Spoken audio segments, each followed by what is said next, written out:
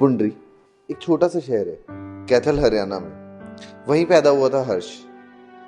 वैसे तो अपना शहर सबको ही बहुत खूबसूरत लगता है, बहुत अच्छा लगता है, बट पुंडरी में इंफ्रास्ट्रक्चर फैसिलिटीज थोड़ी कम थी और वहाँ के लोग भी आईआईटी या इंजीनियरिंग को बहुत ज्यादा फेवर नहीं करते थे एज ए करियर। इवन हर्ष भी एक फार्मिंग बैकग्राउंड की फैमिली से बिलोंग करता था, इसीलिए हर्ष के फादर को चंडीगढ़ आना पड़ा अपना पूरा फैमिली को लेकर। उसके पापा का एक ड्रीम था कि मेरा बेटा इंजीनियर बने, मेरा बेटा आईआईटी से पढ़े, एंड बाद में यही ड्रीम हर्ष का भी बना, and today he is going to IIT.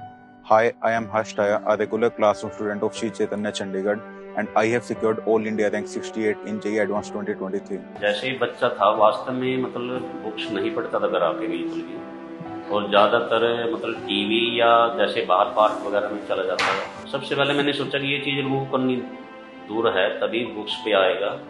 तो मैंने क्या किया, शाम को मैंने प्लान बनाया कि मैं वॉक के लिए हर्ष को लेके जाऊँगा। तो लगभग वो आधा से 1 घंटा होता था, मैं हर रोज लेके जाता था। तो मैं सिर्फ इसको एक बात बोलता था हर्ष को कि बेटे आगे अगर बढ़ना है तो पढ़ाई तो जरूर करनी पड़ेगी, और बेटे सीटिंग चाहिए हमें। बच्चे को जो भी बुक उसके पापा ने कभी ला के दी, बेटे ये पूरी करके मैथ की, उसने कभी ना नहीं बोला। 6th क्लास में तो बच्चों को इतना नॉलेज नहीं होता, काफी छोटे होते हैं कि लाइफ में क्या करना है या क्या करना चाहिए। तो जो पेरेंट्स बोले थे मैं वही करता था।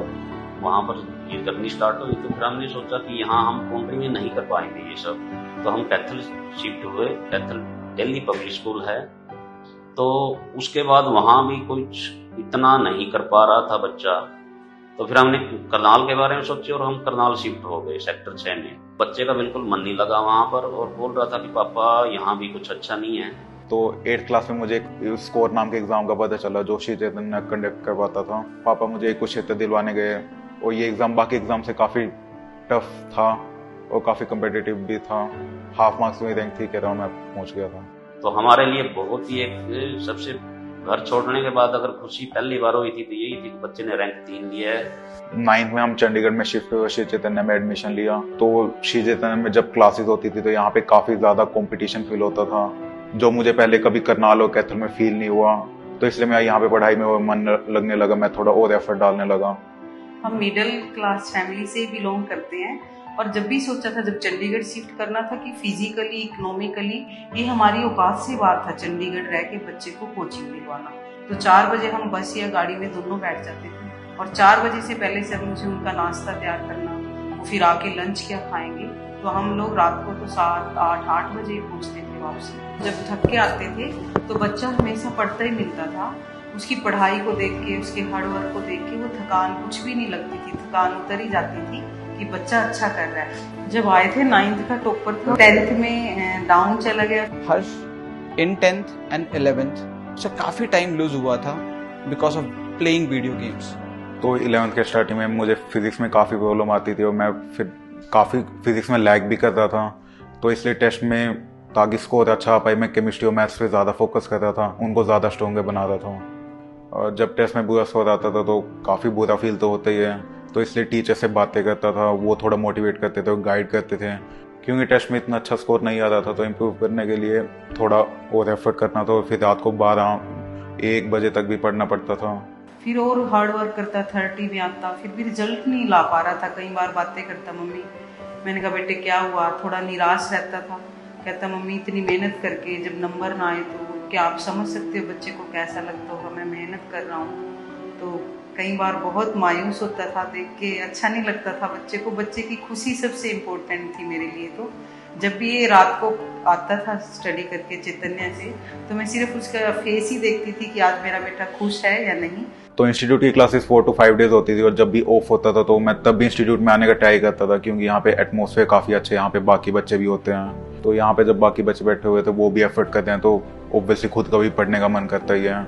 जब भी लॉन्ग सिटिंग के बाद थक जाते थे तो फ्रेंड्स के साथ थोड़ा 15-20 मिनट वॉक कर लेते थे इंस्टीट्यूट के सामने। 11th में हमारा मेनली फोकस फिजिक्स और मैथ्स पे होता था, उनका फ्लो बनाने का कोशिश करते थे। फिर धीरे धीरे 12th में हमने केमिस्ट्री फोकस थोड़ा ज़्यादा करना स्टार्ट कर दिया। जब मेंस का एग्जाम आने लगा तो उसके कुछ वीक्स पहले हमने उसके मेंस के प्रीवियस देने स्टार्ट कर दिए। जेईई मेंस की प्रिपरेशन के लिए मैंने 10 से 11 प्रीवियस पेपर्स दिए थे, जो काफ़ी टाइम कंज्यूम कर लेते हैं। फिर उनका एनालिसिस भी करना होता है और जो भी गलतियाँ करते थे वो भी रेगुलरली रिवाइज करनी पड़ती है ताकि गलतियाँ कम कर पाएँ। एक्यूरेसी काफ़ी मैटर करती है जेईई एडवांस के लिए। जेई मेंस की प्रिपरेशन के लिए मैंने 10 से 11 प्रीवियस ईयर पेपर्स दिए थे जो काफ़ी टाइम कंज्यूम कर लेते हैं, फिर उनका एनालिसिस भी करना होता है तो उसमें भी काफ़ी टाइम यूज़ हो जाता है। थोड़ा इंग्लिश और फिजिकल एजुकेशन में थोड़ा एफर्ट करना पड़ा था, बाकी सब ठीक था। और फिजिकल एजुकेशन के प्रैक्टिकल टाइम तो दौड़ाते भी हैं, पुशअप्स भी मरवाते हैं, तो इतनी उसकी आदत होती नहीं क्योंकि 2 साल में मेनली सिटिंग ही करनी होती है। इसी पिछले 4 साल से इस एग्ज़ाम की प्रिपरेशन कर रहे हैं तो थोड़ी नर्वसनेस तो होती है। फर्स्ट आवर में तो मैं काफ़ी ज़्यादा एंशियस हो गया था, लेकिन उसके बाद ऑलमोस्ट सारी नर्वसनेस चली गई थी पेपर देते हुए। फर्स्ट पेपर देने के बाद सोचने मैंने ट्राई नहीं किया, बस 45 मिनट्स में सोया और फिर वापस चला गया पेपर 2 देने। फिर पेपर 2 भी डिसेंट ही गया, तो उसके बाद काफ़ी रिलैक्स फील कर रहा था कि अब कुछ खास पढ़ना पड़ेगा नहीं। मैं उसके रिजल्ट से बहुत खुश हूँ, जिस हिसाब से उसका रिजल्ट आया है। मैं उसको यही कहूँगा कि भाई जैसे अभी उसने 1-2 साल तैयारी करी है जेईई एडवांस के लिए, वो ऐसे ही आगे कॉलेज में भी पढ़ता रहे और वो बहुत मतलब सक्सेसफुल बनेगा, क्योंकि उसकी फाउंडेशंस बहुत स्ट्रॉन्ग है और बहुत ही हार्ड वर्किंग और स्मार्ट बच्चा है। बहुत खुशी हो रही है, भाई का रिजल्ट आया है, जो उसका ड्रीम था वो अचीव कर लिया उसने बहुत हार्ड वर्क किया था, मैं उसके लिए बहुत ज्यादा खुश हूँ। इतनी लंबी जर्नी में काफ़ी लोगों का काफ़ी एफर्ट था, जैसे मेरे पेरेंट्स ने काफ़ी हेल्प की, टीचर्स ने हेल्प करी, ना सिर्फ टीचर्स ने, इंस्टीट्यूट के बाकी स्टाफ भी काफ़ी सपोर्टिव था, मेरे दोस्तों ने भी काफ़ी हेल्प करी। I would like to thank everyone. He is one of those kind of students who doesn't say too many things. But उसने 11th में बताया फाइनली ये बात, जब हमने पूछा कि हर्ष what exactly is going on with you, और उसके बाद से जिस दिन हमने उसको बोला हर्ष we have to stop this and we have to concentrate on other things, he made such a transformation कि उसके बाद से उसने वीडियो गेम्स कभी खेला ही नहीं। अभी खेल रहा वापस से एग्जाम के बाद, बताया उसने।